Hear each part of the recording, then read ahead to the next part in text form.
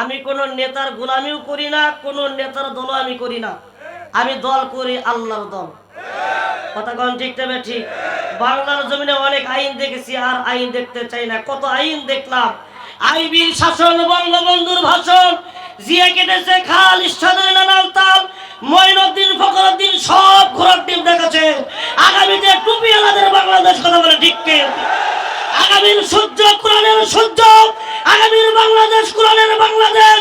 কোন নাস্তিক আর মুত্তাদেরকে নিয়ে এই কোরআন নিয়ে সিনেমিনি খেতে দেওয়া হবে না, হবে না। রাজি আছেন কারা কারা? দুহাত রেখে দেখেন না। এটা কোরআনের মাহফিল। এই কোরআনের মাহফিল যারা বন্ধ করার জন্য চেষ্টা করো, আর ক্ষমতা দেখে কোনো লাভ নাই। আসমান জমিন যার, বাংলার জমিনে কেবলমাত্র হুকুম চলবে আল্লাহ। কথা বলেন ঠিক না ঠিক? আসমান জমিন যার, আইন চলবে একমাত্র কার? আল্লাহর আইন ছাড়া, আল্লাহর বিধান ছাড়া কোন নেতার দালালি করা যাবে না, কোন নেতার দাসত্ব করা যাবে না। যদি আপনি দাসত্ব করেন, আপনি মুনাফিক। যারা আল্লাহর প্রশংসা করবে তারা ঈমানওয়ালা। তিনি সুপ্রিম পাওয়ারের অধিকারী, তিনি হচ্ছে রব, তার নাম হচ্ছে আল্লাহ। তার নাম কি? আল্লাহ। তার সাথে মুসলমান নামে মুনাফিকের বাচ্চারা দিবে পাল্লা। পৃথিবীর জমিনে থাকবে না তাদের ক্ষমতা আর কাল্লা। আওয়াজ দেবেন, কথা ঠিক নেবে ঠিক? আমরা দুনিয়ার জমিনে অনেক আইন দেখেছি, আমরা বাংলার জমিনে আমরা সামনে দেখতে চাই কোরআনের আইন। আপনারা দেখতে চান না ভাই? কারা কারা চান কোরআনটা আগামীর পার্লামেন্টে যাক? কারা কারা চান?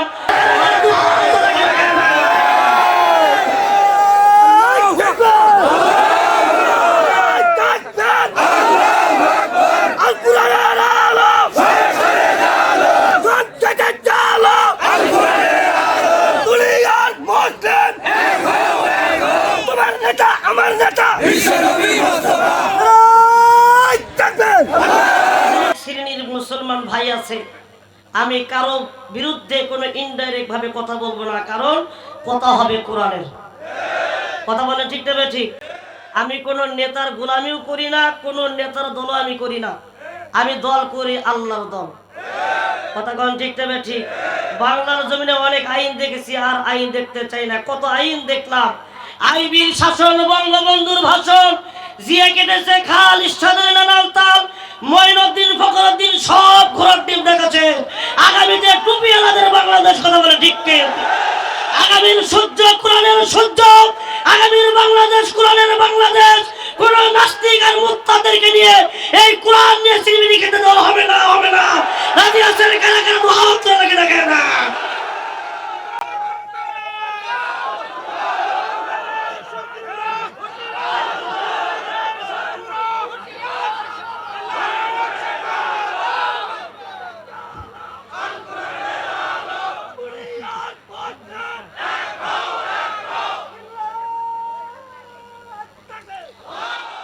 সম্মানিত প্রাণপ্রিয় মুসলমান ভাইরা, আমার হাতে এটা কি?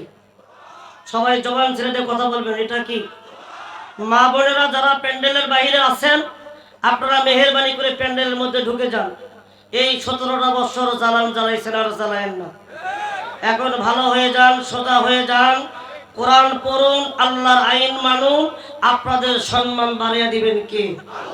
জোরে বলেন। কারণ মা বোনদের সম্পর্কে কিছু কথা বলা খুবই দরকার, কারণ তারাই ছিল চার দেশের সরকার। কথা কন। কারণ সস্তার চেয়ে বস্তা, তার চেয়ে ভারী, এরা হচ্ছে বাংলাদেশের নারী। আমি কি তাদের ব্যাপারে না বলে থাকতে পারি? কথা বলেন, কথা বলেন। অবশ্যই কিছু কথা বলার দরকার, কারণ গ্রাম নষ্ট করছে সমিতি, মসজিদ মাদ্রাসা নষ্ট করছে কমিটি। ঠিক কিনা জোরে বলেন?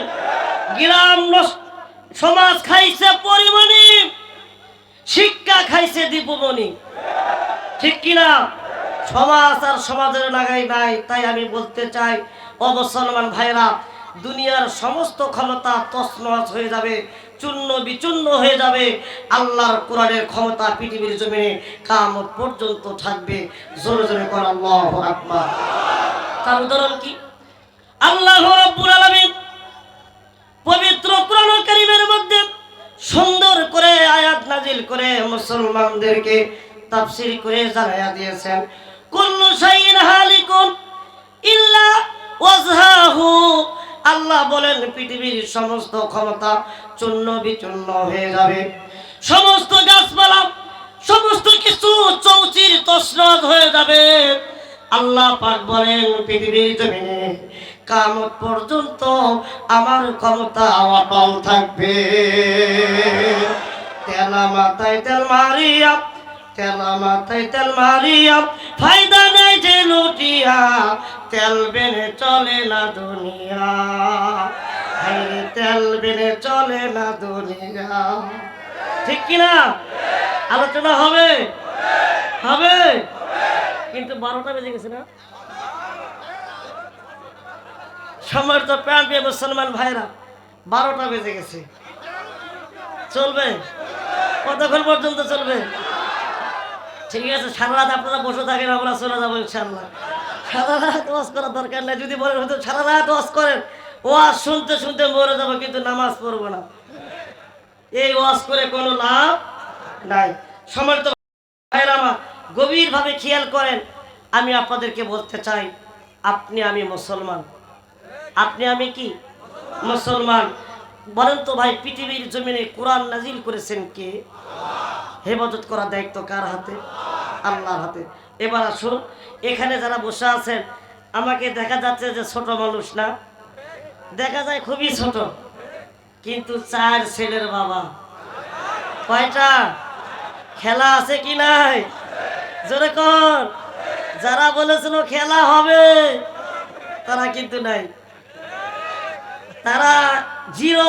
কোরআনের ময়দানে আলেমদের বানাইছে আল্লাহ হিরো। তাকায় দেখেন কেমন হিরো।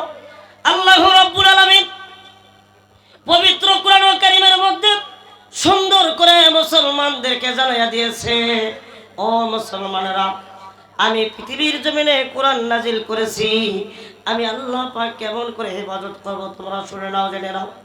আল্লাহ পাক ডাকতে বলেন, ইন্না নাহনু নাযালনা যিকরা ওয়া ইন্না লাহু লাহাফিজুন।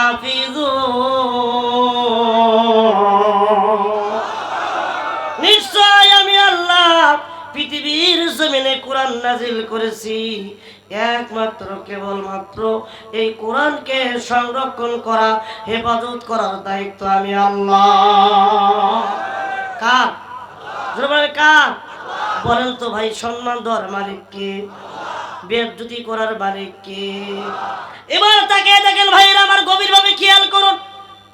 আল্লাহ পাক কেমন করে হেফাজত করেন, কেমন করে মুসলমানদেরকে কালেমা পড়ে মুসলমান বানায়া দেয়। এ ভাইজান, তাকে দেখেন। আমি আপনাদেরকে বলতে চাই, কথা বলতে বলতে একটা কথা উঠে গেল বাবা। মুসলমান নামে কিছু মুনাফিক আছে। ওই আজকে তাকে দেখেন। এ ভাইজান, আল্লাহর নবীর জামানায় কিছু মুনাফিকের বাচ্চা ছিল, ইহুদির সন্তান ছিল, তাদের দাড়িও নাই, মোছো নাই। কি নাই?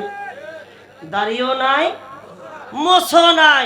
তারা খালি আজানকে নিয়ে কটূক্তি করত, আল্লাহর নবীকে নিয়ে কটূক্তি করত, নবীর নাম শুনলে নবীর নাম নিয়ে ব্যঙ্গ করত। ভাইজান, তাদেরকে শিক্ষা দিয়েছেন কে? জোরে বলেন কে? ভাইরা আমার, তাকে দেখেন। হুনাইনের যুদ্ধের কথা বলছি বাবাজিরা আমার। এ মুসলমান, আল্লাহর নবী, বিশ্ব নবী জনাবি মুহাম্মদ রাসূলুল্লাহ বলেন সাল্লাল্লাহু আলাইহি ওয়াসাল্লাম, নবীজি সমস্ত সাহাবীদেরকে নিয়ে হুনাইনের যুদ্ধে যখন যাইতেছিলেন, এমন তো অবস্থায় আল্লাহর নবী ক্লান্ত হয়ে পড়েছেন, দুর্বল হয়ে পড়েছেন, অসুস্থ হয়ে পড়েছেন।